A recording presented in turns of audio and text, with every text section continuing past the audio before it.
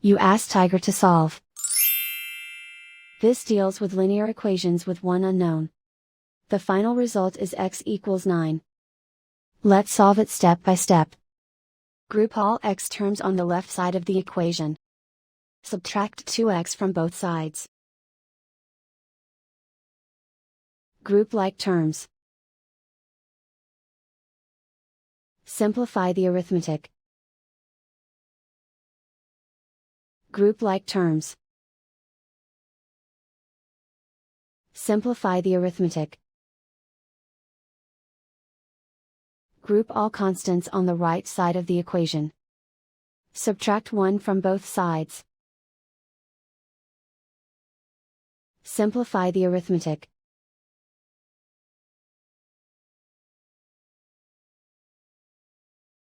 Isolate the x. Divide both sides by 5.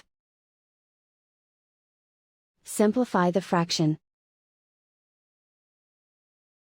Find the greatest common factor of the numerator and denominator. Factor out and cancel the greatest common factor. And so the final result is x equals 9.